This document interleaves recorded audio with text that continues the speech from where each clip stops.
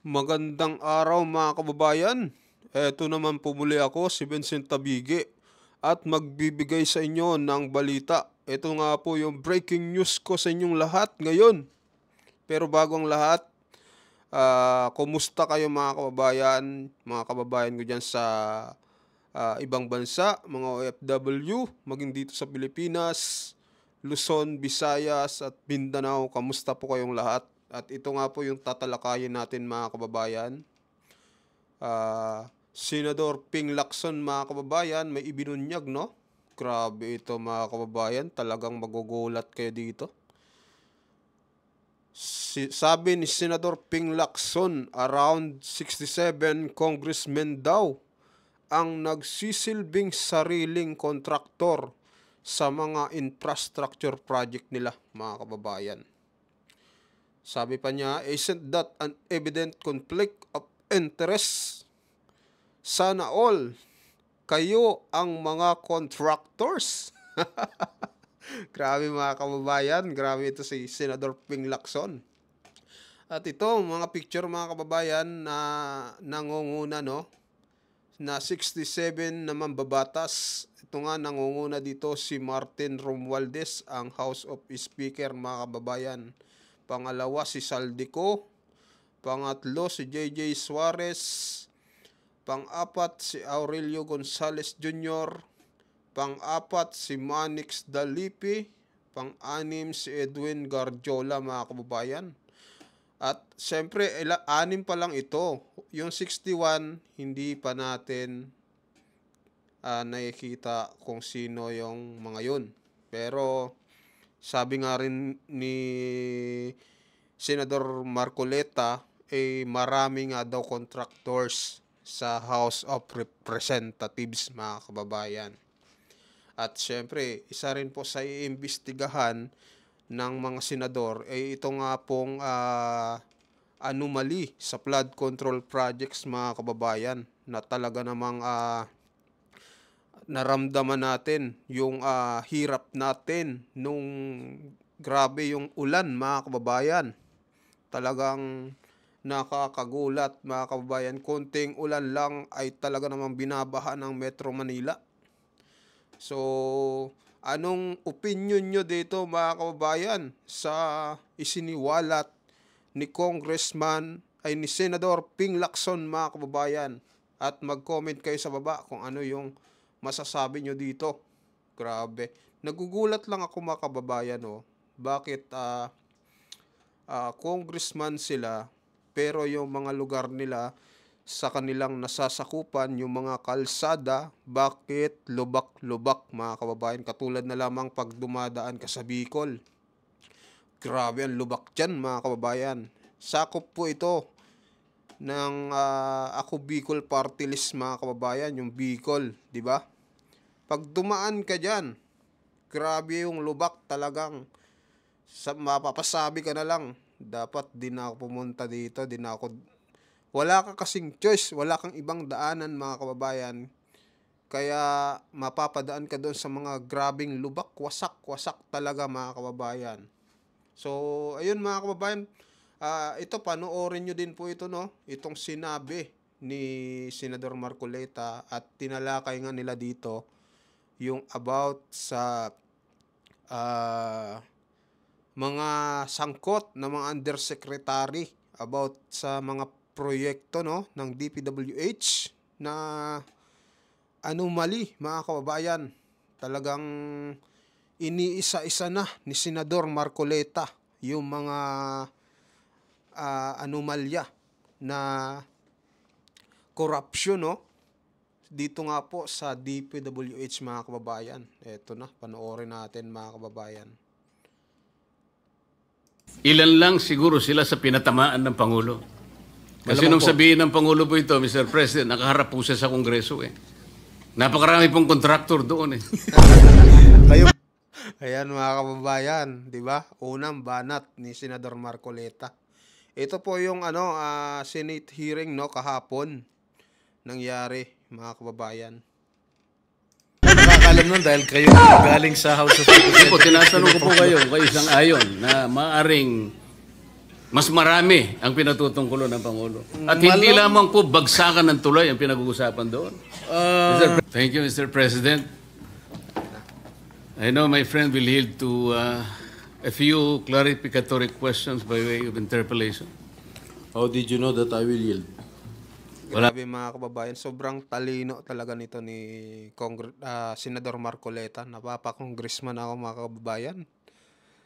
Senador na nga pala si Senador Marcoleta mga kababayan. Tuloy natin. Wala ka namang choice eh. Gladly, Mr. President, I feel honored and Mr. President, I want to know if the Honorable Senator is also aware of several falling bridges before this bridge subject matter of his speech. I am not fully aware of any So guys, pinag-usapan nga pala dito no, yung about sa bumagsak na tulay. Yung lang naman, yung isang parte lang po ng tulay no, ng dun tulay sa Isabela, mga kababayan. So tuloy natin.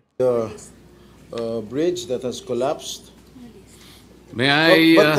Here, I just my staff just gave me a list of the bridges that had collapsed in October 28, 2024. The Magapi Bridge in Balete, Batangas collapsed allegedly due to strong flood currents and the large number of uprooted trees carried by the water during Typhoon Christine. And the Bantilan Bridge, a 30-meter concrete span connecting Batangas and Quezon, allegedly collapsed on October 29, 2022, allegedly due to raging river currents and floods. And the Carlos Romulo Bridge in Bayambang, Pangasinan collapsed on October 20, 2022. The collapse was Dami palang nag-collapse na mga tulay mga kababayan, no? allegedly caused by two overloaded dump trucks that exceeded the bridge weight capacity. And the Borja Bridge collapsed on June 16, 2022. This was allegedly caused by a 12-wheeler dump truck that exceeded the bridge's weight limit. And the Loay Clarin Bridge, I think this is in Bohol, which spans the famous Lobok River. And this resulted in 4 fatalities and 18 injuries. And the bridge under construction in Colafu, Magsaysay, Marilog District, Davao City, collapsed on February 18, 2022, while workers were filling its floor with fresh concrete. And lastly, the steel bridge collapsed in Barangay San Isidro, Mahayhay, Laguna, on January 29, Mahayhay, Laguna, 2022. guys. That's all, Mr.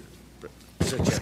So, Mr. President, I think the Honorable Senator will agree that we're fast becoming a country of falling bridges. I agree with you, my good friend, Senator Marcoleta. In regard to this bridge in Isabela, subject matter of your speech, Mr. President, wala bang weighing scale or weighing station or weighing facility na itinalaga ang local government or national government para sa ganon yung lahat ng dadaan ng mga behikulo? Kasi, Mr. President, alam naman natin na Isabela ay agricultural economy. It consists something like 29.8% agriculture products at 25% industry.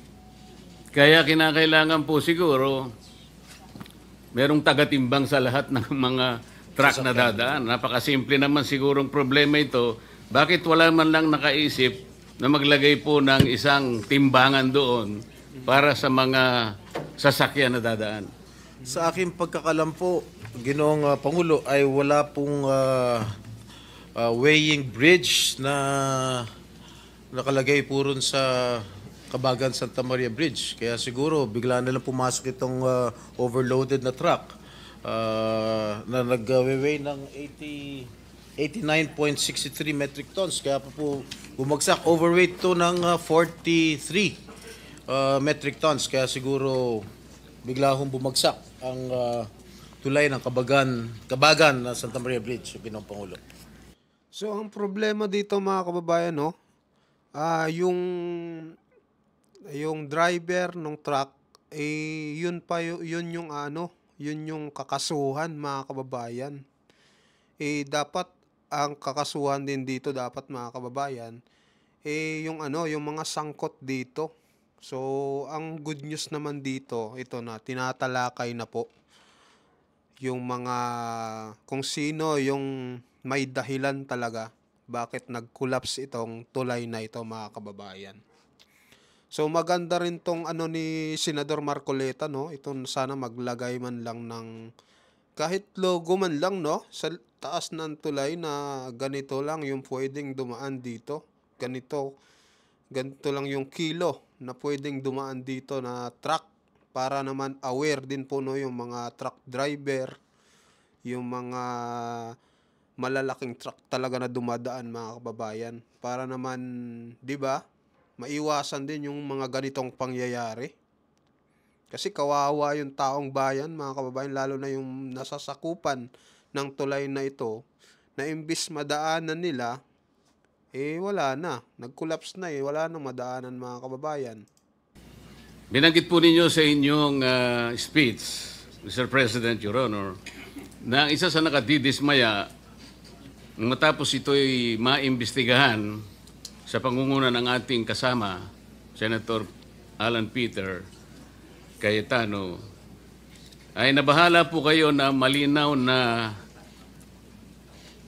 may kawalan ng pananagutan mula sa mga taong responsable sa pagpapatupad ng proyektong ito. Tama po ba yung aking narinig? Tama po kayo, Ginoong Pangulo. Ibig bang sabihin po ay hindi natukoy ng investigasyon ng ating kasamahan ang mga responsabling tao na mayroong kasalanan dito sa bagay na ito? Ginoong Pangulo, ang sa pagkakalam ko, fact-finding lamang po ang ginawa ng Yun nga po. DPWH. Dahil at wala pong fact-finding, mga pangalan na binanggit. Ngayon, kung ako po itatanungin ninyo kung sino-sino po ang magiging responsable, sasabihin ko po sa inyo kung sino-sino po itong mga ito. salamat. Ayan na guys, ito na, malalaman na natin kung sino yung sa punot dulo talaga nito. Malalaman natin kung sino may kasalanan, no?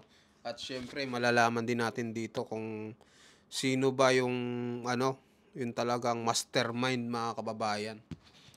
Po, Mr. President, Your Honor, kasi po meron kayong binanggit dito na dalawang Assistant Secretary ng DPWH sa panahon na ginagawa ang proyektong ito na nakatalaga sa Region 3 o Region 2 at 3 undersecretaries naman ang malinaw na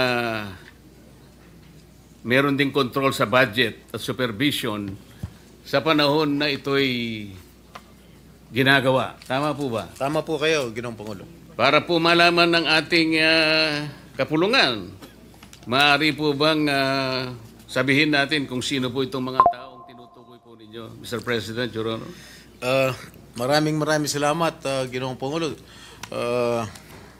Eto na guys, babanggitin na po ni Senador Jingo Estrada kung sino itong mga sangkot nga dito sa mga bumagsak na tulay mga kababayan. Pakinggan nyo ng mabuti.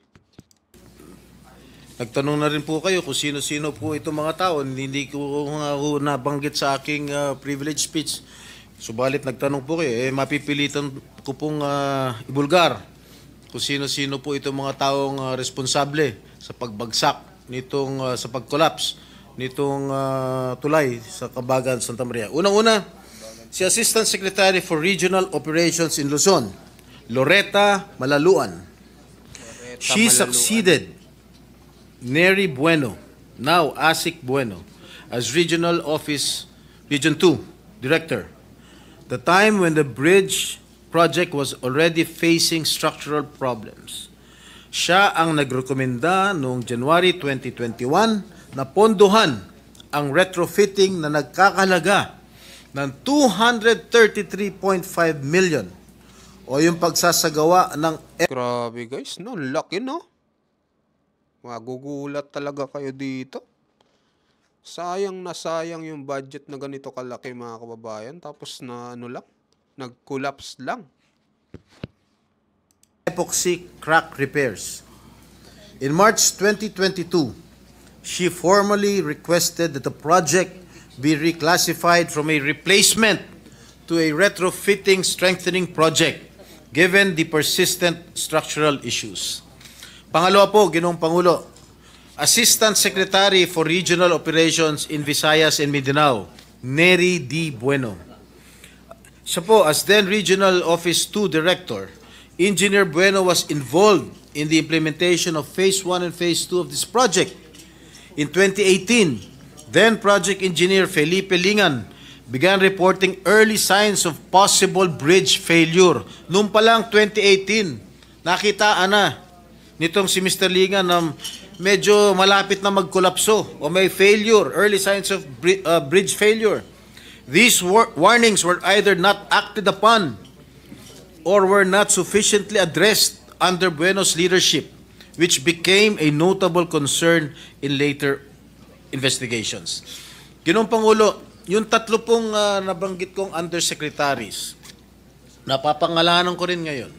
Ito po hanggang ngayon ay nanunungkulan pa rin bilang undersecretary ng DPWH. Unang-una, Undersecretary for Regional Operations in Luzon, Ginoong Eugenio Pipo Jr.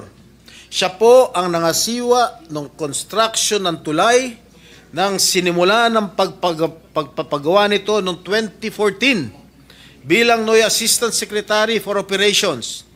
It was under his watch that the early stages of construction proceeded even when structural issues began to surface.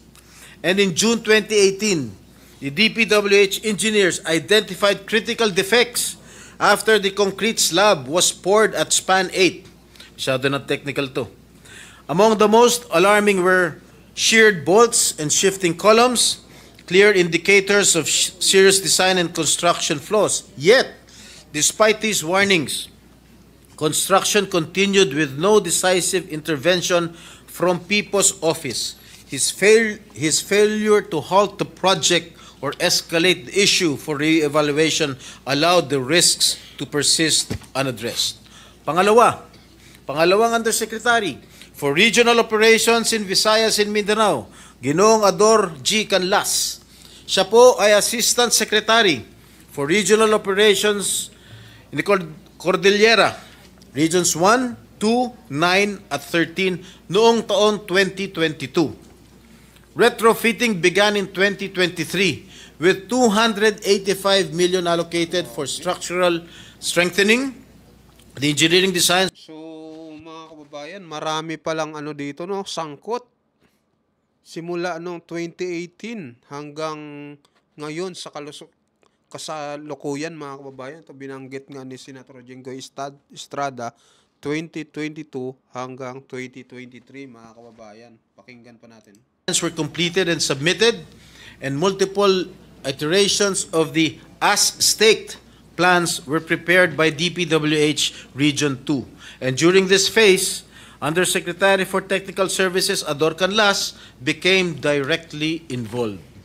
He approved key engineering plans on December 19, 2023, and later a revised retrofitting plan on May 22, 2024. These approvals were crucial in authorizing the construction activities intended to stabilize the bridge. And lastly, Mr. President, Undersecretary for Planning Service and Public-Private Partnership Service, Maria Catalina Cabral. Ang kanyang opisina ang nag-aproba para pondohan ang isinagawang kontrobersyal na retrofitting ng tulay na dapat ang kontraktor ang gumastos dahil nasa ilalim ng warranty period. Dahil dito, gumastos pa ang ating gobyerno ng karagdagan na 400 million pesos. Ang halagang ito ay 50% ng original contract price. Grabe, ang laki, mga kababayan. Ang tanong, sinong kontraktor, mga kababayan, no? Yun yung maganda dapat nating malaman. Ng tulay, Ginoong Pangulo. Yun lang po, Ginoong Pangulo. Mr. President, tatlong undersecretaries Ibig bang sabihin ito, may basbas ito sa kanilang secretary, Mr. President? Well, that sa aking palagay, command responsibility po yan. Hindi naman po kikilos itong mga undersecretary kung wala hong basbas ang namumuno. Nako, aray ko. Mukhang malalaman natin mga kababayan sa mga susunod na araw kung sino ang, sino talaga ang punot dulo nito. Yung pinaka, anong tawag dito? Yung pinakapuno mga kababayan. Kasi ugat-ugat pa lang yung mga binabanggit ngayon eh. Kailangan malaman natin kung sino yung puno mga kababayan. Sinabi po niyo rito, Mr. President, Your Honor, na ang mga taong binanggit ninyo ay nabigyan pa ng karagdagang trabaho. Ano pong mga karagdagang trabaho ang naibigay pa, Mr. President? Grabe no, tibay no, nabigyan pa ng karagdagang trabaho mga kababayan. Ito talaga ang pinakamalupit. Grabe. Yung nag-ano ka na, sangkot ka na sa mga anomalya, tapos binigyan ka pa ng magandang trabaho mga kababayan. Grabe talaga yung gobyerno ngayon. President, Your Honor.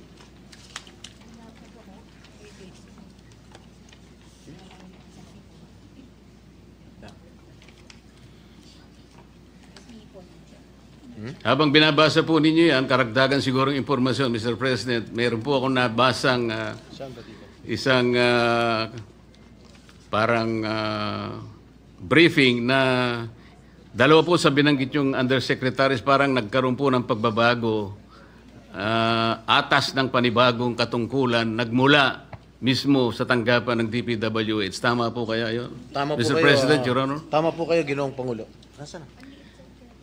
At binanggit din po ninyo sa inyong speech, Mr. President, Your Honor, na tila kayo'y nagsususpecha at maring sila pinatutungkulan ng Pangulo nung sinabi niyang mahiya naman kayo.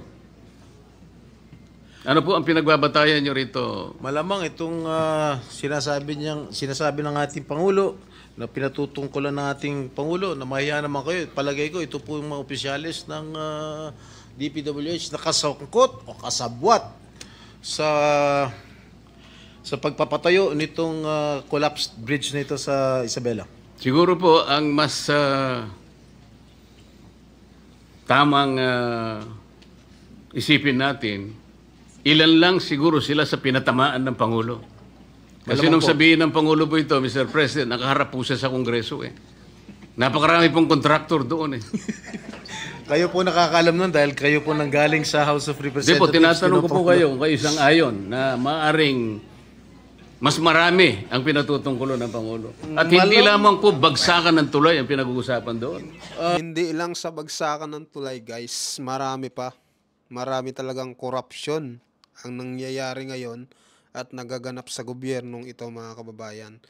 Flood control, ano pa ba? Basta lahat siguro ng sangay ng ng departamento. May mga corruption diyan, guys. Kaya magandang malaman natin ito, no? Para maano na ito.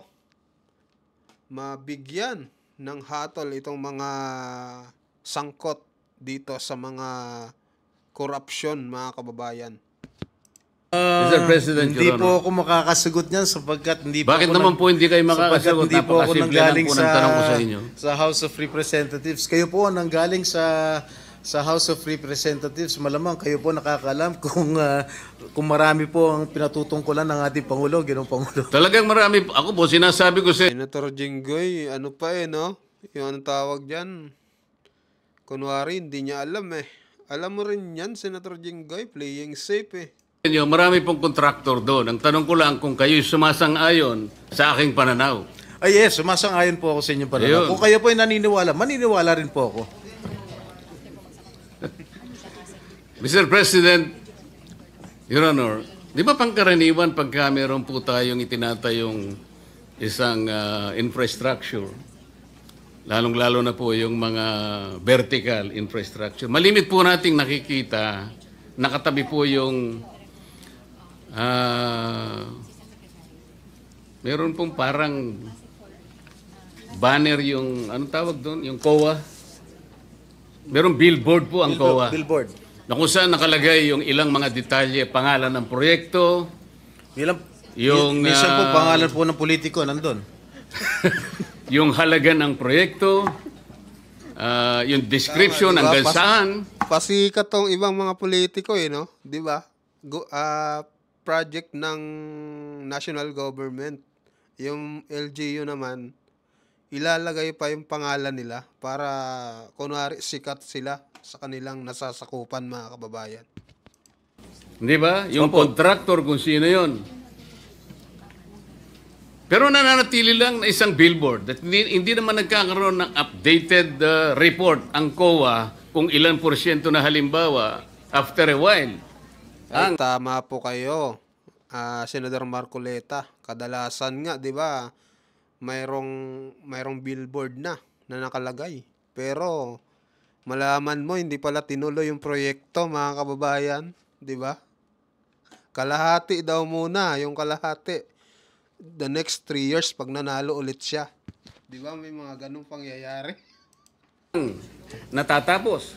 Nananatili lang isang billboard na akala mo nagbabantay sa project. Tama po kayo. Kaya ko po tinatanong ito, Mr. President. Nangyari po ito sa Misamis Occidental. Nagtayo ng isang irregular na proyekto. Sa pondong-pondo pa lang, Mr. President. Saan ka nakakita ng isang housing project ang pondo manggagaling sa DPWH? So nung tanungin ko po yung auditor, sapagkat sila naman dapat nakabantay sa lahat ng proyekto, alam mo ba kako ito na nanggaling sa... Hindi po.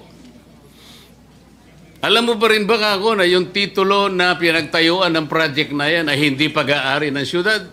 Hindi rin po. Wala ba kayo akong pakialam? Dahil kayo po ang security guard ng pera ng gobyerno. Nakikialam po. Kailan po kayo makikialam? Pagka po tapos na ang project.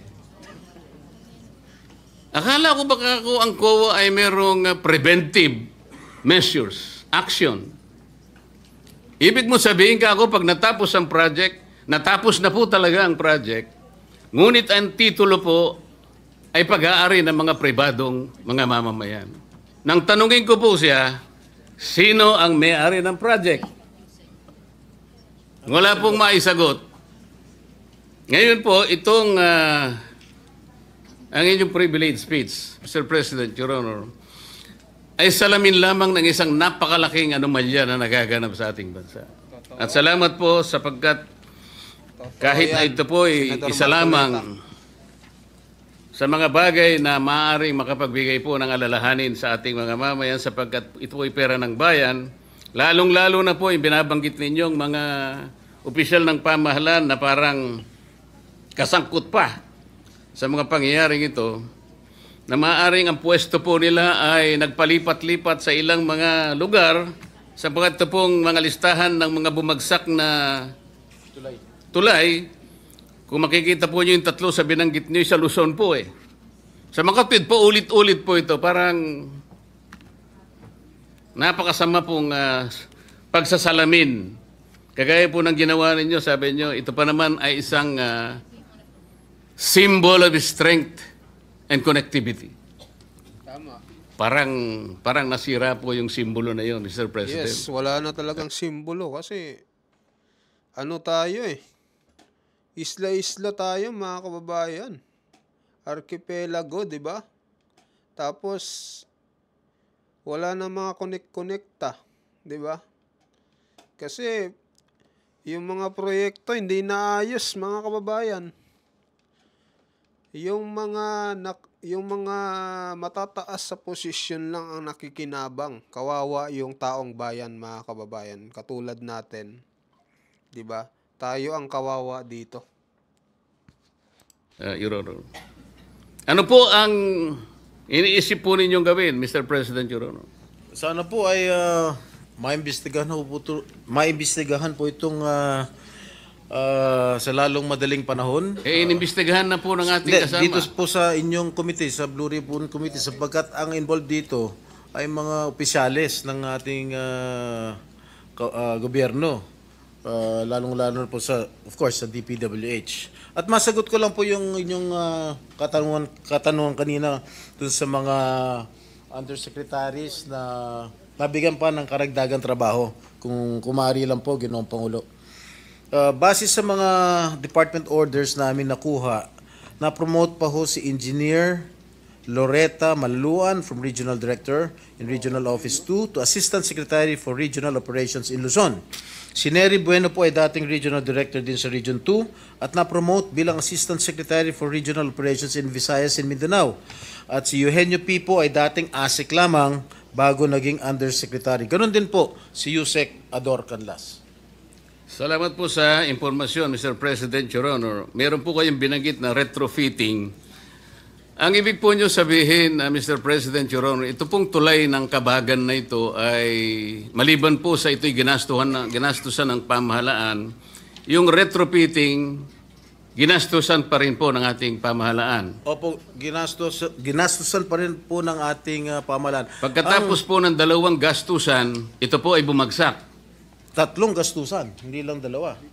Tatlo nga po. Ang retrofitting po, ang ibig sabihin po ng retrofitting, para sa pagkakalam ko, hindi po ako inhinyero, no? Sa pagkakalam ko, is to strengthen the structure, Ginoong Pangulo. Pero, gastusan na ng gobyerno ang retrofitting, bumagsak pa rin after so many weeks. Kaya, nakakagulat at gumastos pa ho ng 400 million ang ating gobyerno for the retrofitting cost, Ginoong Pangulo. Babagsak po talaga yung retrofitting. Dapat po, sa aking palagay, dapat po ang contractor po ang dapat mag-shoulder ng expenses ng retrofitting, hindi po ang gobyerno. So 3 beses pong gumasta ang pamahalaan, Mr. President. Opo. At bumagsak. At bumagsak ang pa tulay. rin. So 3 beses pong nasampal ang Pilipino. Tama po kayo. Salamat po, Mr. President. Maraming Thank you, salamat Your po. Honor. 3 beses na sampal talaga ang Pilipino, mga kababayan. Majority Leader. Thank you, Mr. President. So ayun, mga kababayan, anong masasabi Proyekto. So ayun, mga kababayan, anong masasabi nyo dito, no, sa pangyayaring ito? So eto na nga po, good news naman dahil tinalakay na ito, no? At syempre masaya tayo kasi iimbestigahan din ng Blue Ribbon Committee na si Senador Rodante Marcoleta, mga kababayan, kung sino-sino ang sangkot sa mga ang mga sangkot sa bumagsak na tulay, mga kababayan, sa Kabagan, Santa Maria, Isabela, mga kababayan. So ayun, mga kababayan, mag-comment kayo kung ano ang opinion nyo dito sa nangyayari na ito. So hanggang dito na lang po, mga kababayan. Maraming salamat po sa inyong lahat. God bless po. God bless po. Bye-bye.